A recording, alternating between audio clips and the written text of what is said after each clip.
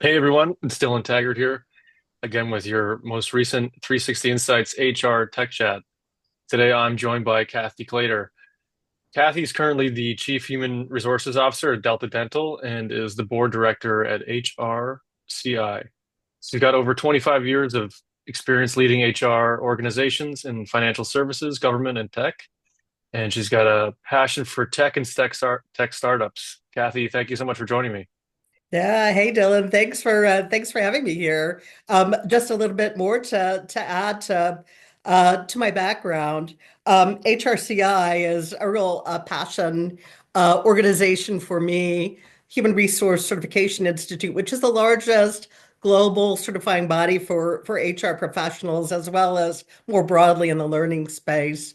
I also have a passion for tech and tech startups. I was involved in a tech startup in Chennai, India, working in the HR space, and I was also involved in a tech council here, regionally focused on tech startups and all of the support that goes into organizing and leading tech and tech startup organizations. So thanks for having me, Dylan.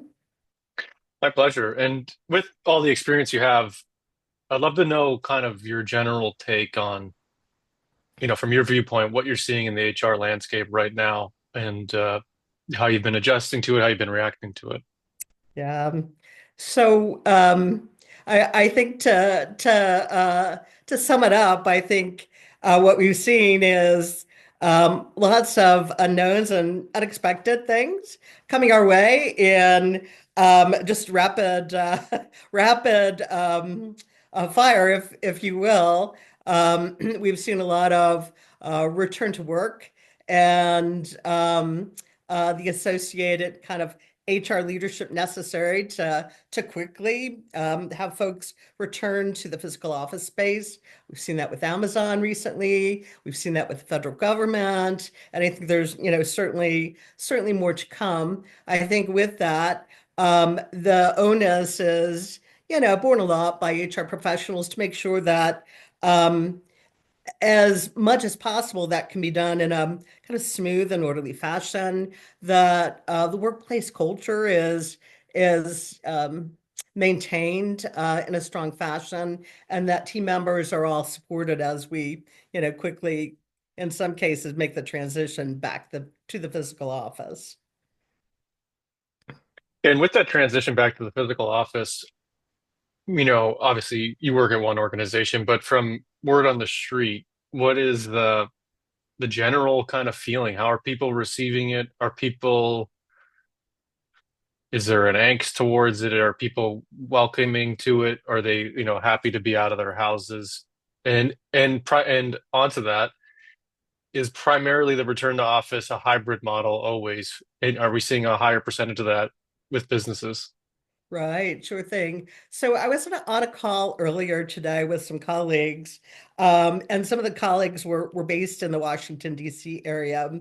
They they reported that by 5 a.m. this morning, there was a backlog of traffic, and in some cases miles long, looking to find parking places. I think this return to office, especially in DC, has there hasn't been a lot of time to plan and prepare to ensure folks have plenty of parking, to ensure that there's plenty of physical space for them to return to. I also heard a story from another colleague who said, in some cases, folks who are returning to the office, in some cases just this morning, are lined up around a conference room table, kind of 8 laptops, sort of deep. Some are lined up in hallways simply because there's not enough physical space, and there wasn't enough time um, to to plan to ensure that folks were set up for success when they did return. Yeah, in terms of setting up people for success, it sounds like business leaders are making the decision, okay, we want to return people to office without any of the prerequisite kind of infrastructure that goes with that. Would that be correct to say? I'm sure there's exceptions, but are you finding it's being rushed along a little too much? Yeah, I think that's fair to say. I think, from a personal standpoint, team members need some period of time to prepare if they need to, locate childcare, if they need to organize their commute. If to your point, they've been on a hybrid schedule, and if they're returning full time to the office, there's just a lot of prep time personally that all of our team members go through to prepare themselves. There's probably also a mental, aspect too. Gee, I have to get in my car, I have to drive to the office. I'm going to see my coworkers maybe for the first time in a long time, and so all of that takes, just mentally preparing and doing a lot of planning, especially with kind of family units. I think on the other side, I think that from an HR leader's perspective and an organization's leadership perspective, there is, a certain prep and a certain time frame to organize and get folks back so that they're not bumping up against each other around a conference room table, to make sure that folks have plenty of space to work, and do the best job that they can possibly do for their organization. Yeah, and for the company you work for, have you returned to office or is it still in a hybrid model? Right, exactly. So, we've the method that we've used has been very, very effective. We're on a hybrid model, and the focus really is on a focus on our customers and providing the best support we possibly can for our customers. And it's also on team member support too. So we've been very measured, and that's been very successful for us. So what have been some of the strategies you've done, and why do you think that it was important that HR was in charge of that aspects of the facilities management and bringing people back to office? And what could you share for people to implement that you did that worked? Yeah, exactly.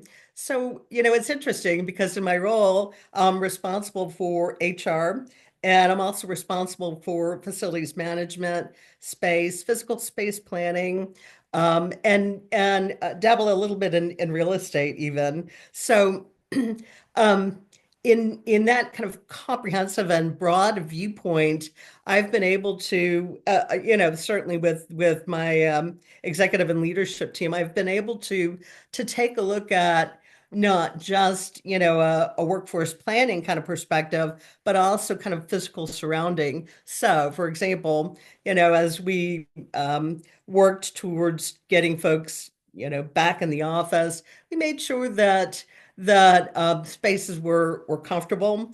We made sure that we had, a large enough kind of open space where folks could gather, meet each other, have a cup of coffee, sit in our kind of cafe area. We also found that it was really important for folks to have quiet spaces too. So you need a small pull-up space to have a Zoom call like what we're having here. And making sure that there's a good balance. From a kind of physical space perspective, and this is where kind of this blend of HR leadership, and facilities leadership has come into play. Made sure that natural sunlight was coming into the building. We have a building, it's a beautiful building, where natural sunlight reaches, from one end of the building to the other. We have a beautiful kind of atrium and skylight, natural sunlight coming in there. I think there are many studies that are out there talking about the benefits of, having natural sunlight. We have also a focus on health and wellness. We have a um, employee kind of gym and workout area. We also have arranged our space so that we have a big center staircase where folks kind of go up and down, multi floors. The elevator is sort of tucked off to the side, encouraging those who are able to take the stairs versus, hop in the elevator to take them to the next floor. So those are just a couple examples of just kind of a thoughtful approach to arranging physical space so that it supports the workforce culture that is really, really important, especially, in this period of time that we're going through now. Yeah, it makes a lot of sense because you're bringing people. Most people probably will prefer to work at home. Like, let's be honest. It obviously depends on what you do, of course, but you have to entice people back in a way. You got to sell that office. Uh, and we've seen, various ends of the spectrum for that, like to the, is this an office or a playground, to the, Exactly. you know, the, what you envision in like a corporate, gray office. Exactly. But for you as someone who is making a decision on these types of things, on curating that experience, what is the kind of, how do you get the buy-in from leadership and how do you successfully advocate for these things? What are you kind of proposing to them in terms of, is it like very scientific? Is it kind of just Right. common sense? Right, exactly. Well, I think it certainly starts from a science or a data perspective. So we're looking at kind of workforce planning. How many are we expecting to come back? How many are going to be, hybrid? How many will be full-time back? How many will be um, working fully remote? And so it does start from a data perspective. It starts from a science perspective too, in that, we're looking at what are the kind of what's the right mix, what's the right blend to really provide strong workplace culture where people want to come back. I think that's really important. I think to your point, there's some folks who may not want to come back. And it's really, really, really important to create a welcoming environment, an inclusive environment, a place where, they can sit down and grab a cup of coffee, they can work out in the gym. We also, for example, have um, a team member garden in the back of our, in the kind of the back lot of our building, completely, kind of team members sort of run, but in the spring and summertime, we offer this kind of big plot of land where folks can plant fruits, vegetables, things like that. They kind of bring it in and leave it in our kind of employee cafe where we're sharing for those who want to share. I know it sounds maybe a little bit uh, uh, a little bit kind of back in the day, but it's really, really great. Our folks appreciate it, and it's fun. Once again, it kind of supports this whole idea of natural sunlight, health and wellness. With a blend of obviously work to support our customers, too, which is an important focus. I want to take a break real quick just to let you know about a new show we've just added to the network. Up Next at Work, hosted by Gene and Kata Keel of the Devon Group. Fantastic show. If you're looking for something that pushes the norm, pushes the boundaries, has some really spirited conversations, Google Up Next at Work, Gene and Kata Keel from the Devon Group. Yeah. And in terms of that, the sunlight thing is important, I think, just because a lot of people envision the office in like the most negative sense a lot of the time, where it's like a dark place where they're not getting any sunlight. But also in the United States, workplace space is mainly dictated by company policy, where like if you look at somewhere like Germany or something, there's actual laws in place dictating how much, it's Right. just how much space is needed, etc. And I'm not sure if that was the case also when you worked abroad. But where is that policy originating from, and how is it kind of being spread or carried over in the greater Mhm. facilities management or office management Right, exactly. spaces? Yeah, so I think it really should start with kind of available space, obviously, and how you can maximize available space to kind of build and drive the culture. Where does it originate? It originates, with a leadership team, and a strong buy-in to, arranging space to support the culture. Kind of from a practical hands-on standpoint, it lives and breathes with my team, so that we're focused on bringing the data, number one, bringing the science, number two, kind of doing an overlay in terms of what available space that we have, and then how can we maximize it. So we are, bringing these important elements in, but we're also, as a practical matter, arranging work pods. We're arranging, quiet spaces, phone booth space, if you will, for Zoom calls. We're arranging conference room space and so forth. So the support starts at the top, and obviously there's a cost element too. And then the planning, to support and drive the culture, kind of resides with my team and I, obviously with, support from the top. And has that always been the case that it's always been with HR, or has it historically been with different groups within the company? And why Yeah, should HR be the ones in charge of this, right. if so? Great question. So I think probably this is an anomaly. I think we've seen facilities management, workforce planning, physical space planning really kind of reside in another area of the company.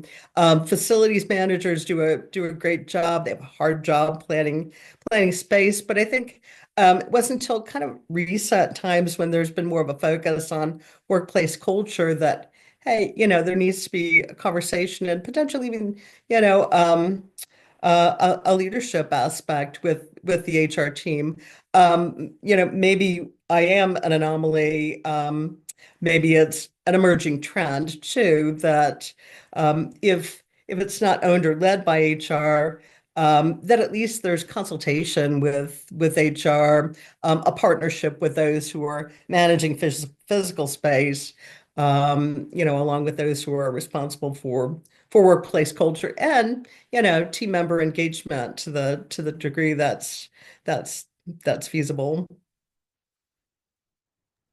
So if you were to break it down for someone, who's about to be in the position where they need to be in charge of a facility, be in charge and kind of do what you just did, what would you say are the 3 to 5 main takeaways for someone like that?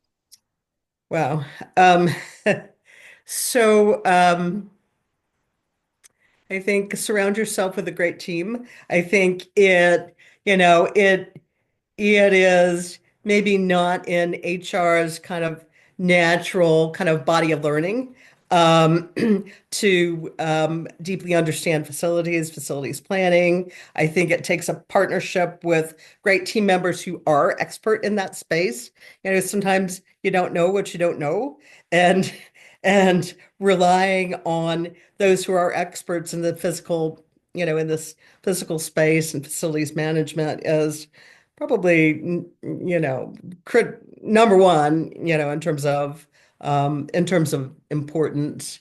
I think, other elements to consider in terms of importance are, certainly buy-in from the top, the way that workplace culture um, can be supported with physical spaces.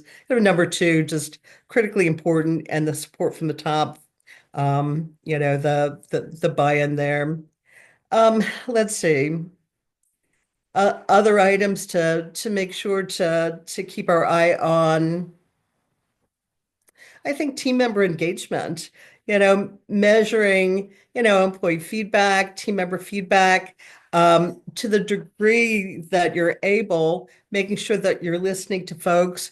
I think, as we talked about at the beginning of this conversation, folks are coming back in kind of a quick, a quick kind of pace.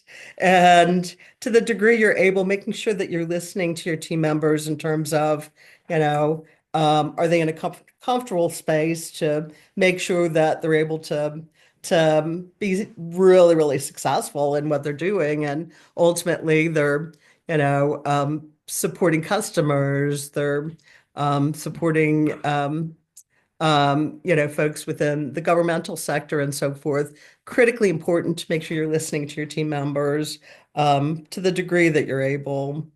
And if you're not able to, respond immediately, at least putting that in your long range planning in terms of physical space and opportunities that you might have. Yeah, and do you think that return to the office is going to be something that comes back? Do you think we're ever going to get back to the point where we were before the pandemic, or do you think that ship has kind of permanently sailed? Great question. You know, I think the ship has sailed. I think we're really in a new and different place from a workforce perspective. I think there's a different expectation of all of our team members who lived through COVID. You know, such a tough time, very impactful time on, from a work perspective, from a family perspective. So I really think that we're in a completely different space, a little bit uncharted. I think, from a talent perspective, making sure that we're, getting the best and brightest to work for our companies, making sure that we're able to retain that talent, is really, um, critically important for overall business success. So really, I think we need to make that pivot. And I think, what's taking place currently, current events are really causing us to kind of sit up and pay attention to workplace, to talent attraction, talent retention, and business success. Because I feel like when you think about the trajectory we were on, in 2019, it's kind of difficult to think that we ever would have been able to, companies would have been able to remain competitive if they just kept relying on their local talent base, right? In the world we're in now, where the world is a lot smaller, you kind of got to take who's the best at the job, whether or not they live in Wichita, Kansas, or wherever shouldn't matter. It's more, are they effective? Because you can't find that person anyway. Well, exactly. It's, as I said, it's about, supporting your clients or customers. It's about business success. It's, really to your point about best and brightest, wherever they live, even, in some cases around the globe. It truly is about that. And one interesting question I have that is a little unrelated. In terms of your t you were working on the ground in India for quite a while, it sounds like. I didn't live in India, but I was, a frequent flyer there, shall we just say. So Gotcha. I spent a lot of time in India. Yeah. And just as that world gets bigger and people work with people from, Asia, South Asia more often on a regular basis, how do you predict those two cultures are going to kind of interact? Because I think eventually we're all going to, people already have tons of colleagues from all over the world, especially from Right. Asia and South Asia. Hmm. How are you envisioning a future like that where you're now managing and for someone like yourself now juggling all of these different work cultures? Right, exactly. Great question. I think it starts with an openness and a willingness to be curious and learn, about your work colleagues around the globe. Something as simple as, hey, tell me about your family. Tell me about yourself personally. I'm getting to know someone kind of at that personal level that really kind of promotes workplace and, productivity, success, if you will. I think it's easy to go into a relationship, where you're, halfway around the globe from each other, either having, preconceived sort of thoughts about who you're working with. What I found is if you're open, if you're curious, then that opens the door to personal connection and work success. Yeah, I guess finding that common ground is going to be Exactly. the most Yes. important. Yes, exactly. Well, before we wrap up, is there anything else you'd like to add? So, I think this continues to be really challenging time for folks in HR roles. Or really, I think, perhaps the unsung heroes in all of this for leading through COVID, for leading through these conversations about return to office, about physical space. And I think we need to make sure that organizationally we're lifting up those who are, doing some heavy lifting themselves. So kind of taking care of each other in this HR space is really important. Yeah, for sure. It's definitely an unpredictable time for the profession, I would say. And Absolutely. I'm not sure it's ever going to become less predictable. It's going to become any more predictable anytime soon, but Yeah, hopefully, I for the sake agree. of all of us. All right, Kathy. Well, thank you very much. And if people want to reach out to you, if they have any questions, is there somewhere they can contact you? Yeah, sure thing. They can find me on LinkedIn, Catherine Claytor, and look forward to the connections. Fantastic. Well, listen, everyone, thank you for checking out this podcast. Kathy, thank you again for joining me, and I'll see you on the next one. Great, super. Thanks so much, Dylan.